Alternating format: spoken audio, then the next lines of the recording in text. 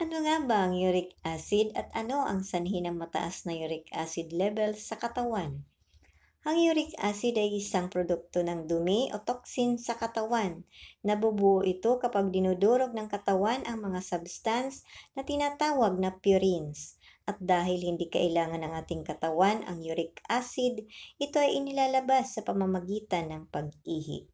Ang labis na pagkonsumo sa mga pagkaing likas na mataas sa uric acid ang sanhi sa pagkakaroon ng ganitong kondisyon, tulad lamang sa mga lamang dagat, lamang loob, red meat at mga inuming mataas sa fructose corn syrup ay isa sa mga dahilan kung bakit tumataas ang ating uric acid level sa katawan.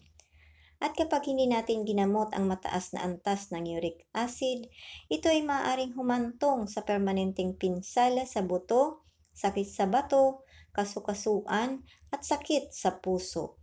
Ang tanging susi sa pagkakaroon ng normal na level ng uric acid ay ang pagbabantay ng ating mga kinakain at ang pagkakaroon ng healthy lifestyle o healthy diet. Narito ang mga pagkain na makakatulong upang mapababa ang uric acid natin sa katawan. Number 1, banana. Ang banana o saging ay mababa sa purine at mataas sa vitamin C na maaaring magdulot ng proteksyon laban sa gout. Nagbibigay ito ng energy sa ating katawan. Nagtataglay din ito ng potassium na mahalaga para sa normal na pagtibok ng ating puso. Lemon. Ayon sa pag-aaral, ang lemon ay nakakatulong sa pagpababa ng uric acid sa dugo dahil sa kakayahan nitong gawing mas alkaline ang katawan. Ang lemon juice at extract nito ay nakakatulong din sa pagpapababa ng uric acid levels. Kape. Ang kape ay naglalaman ng maraming uri ng mga kapakipakinabang na compound tulad ng minerals, polyphenols at caffeine. Ginagawa ito ng kape sa pamamagitan ng pagharang sa enzyme na sumisira sa mga purine sa katawan at pagtaas ng rate ng paglabas ng iyong katawan ng uric acid. Cherries. Ang cherries ay may natural na anti-inflammatory component na tinatawag na anthocyanin na pampababa ng uric acid. Sa isang pag-aaral, ang mga taong kumakain ng cherries ay nagpakita ng mas mababang panganib ng atake sa gout kumpara sa mga hindi kumakain ng cherries. Luya. Ang turmeric o luya ay isang versatile herb na kilala bilang mabisang panggamot. Ito ay may anti-inflammatory effect na nagpapababa ng pamamaga. Kayang pababain nito ang antas ng uric acid at kayang labanan ang pag-atake ng gout. Kamatis. Ang kombinasyon ng lycopene at potassium sa tomatoes o kamatis ay nagdudulot ng benepisyo sa ating puso. Ang lycopene ay napatunayan na nakakabawas sa LDL cholesterol o bilang masamang kolesterol. Pinya. Ang pineapple o pinya ay hindi lamang mayaman sa sustansya, puno rin ito ng antioxidants.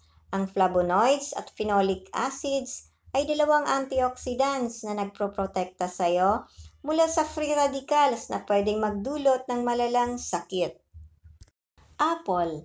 Ang mansanas o apple ay mayaman sa antioxidants, fiber, vitamin C, potassium at flavonoids na nakakatulong sa ating mental health. Nakakatulong din ito upang mapababa ang ating blood sugar levels at nakakapagpababa ng timbang. Grapes. Ang grapes ay mayaman sa antioxidants, vitamin C, potassium, vitamin K, at nakakatulong magpababa ng blood pressure. Nakatulong din ito upang mapabuti ang kondisyon ng puso, utak, mata, at balat hanggang sa pagbabawas ng timbang. Malunggay. Ang moringa o malunggay tinaguri ang superfood. Ang sariwang dahon nito ay pareho lamang ang benepisyo sa pinatuyong dahon.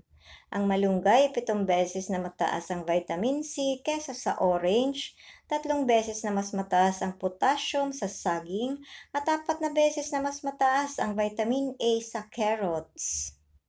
Celery.